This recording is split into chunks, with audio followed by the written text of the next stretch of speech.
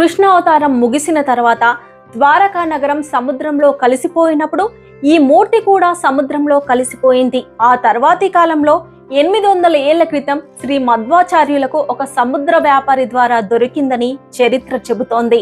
ఒకనాడు మధ్వాచార్యులు ఉడుపికి సమీపంలోని మాల్పే అన్న ప్రాంతంలో సముద్ర తీరంలో ధ్యానమగ్నులై ఉన్నారు. ఇంతలోనే స్వామివారికి ఏవో ఆర్తనాదాలు వినిపించాయి. కళ్ళు తెరిచి చూశారు. తుఫాన్లో చిక్కుకుని సముద్రంలో మునిగిపోతున్న ఓ నౌక కనిపించింది. మధ్వాచార్యులు తమ అంగవస్త్రాన్ని గాల్లోకి తిప్పి తుఫాను గాలిని నియంత్రించారు. దాంతో తుఫానులోంచి తప్పించుకుని బతికి బయటపడ్డ నౌకలోని వర్తకులు తమ నౌకలో ఉన్న విలువైన రత్నాలు మనులు చూపించి మీకేం కావాలంటే అవి తీసుకోండి అన్నారు. కానీ మధ్వాచార్యులు ఇవేవీ వద్దు అని నౌకలో ఉన్న 2 పెద్ద గోపి చందనం ముద్దలను తీసుకున్నారు. ఆ 2 చందనపు ముద్దల్లో ఒకటి మధ్వాచార్యుల చేతిలోంచి జారి నీటిలో పడిపోయి చందనమంతా కరిగిపోయింది. అందులోంచి బలరాముని విగ్రహం బయటపడింది. మధ్వాచార్యులు ఆ విగ్రహాన్ని ప్రతిష్ఠించి పూజలు ప్రారంభించారు. ఆ స్థలం వడబాండేశ్వరంగా ప్రసిద్ధి చెందింది. మిగిలిన చందనపు గడ్డను తీసుకుని ద్వాదశ స్తోత్రం అనే దివ్య స్తోత్రాన్ని జపిస్తూ ఉడుపికి తీసుకువచ్చారు. ఉడిపిలో మధ్వ సరోవరంలోని నీటిలో ఆ చందనపు ముద్దను ముంచగానే అందులోంచి సుందరమైన కృష్ణమూర్తి ప్రత్యక్షమైంది. వెంటనే మధ్వాచార్యులు ఆ విగ్రహానికి అభిషేకం చేశారు. ఈ అభిషేకానికి ముందు 4 శిష్యులు సులభంగా ఎత్తిన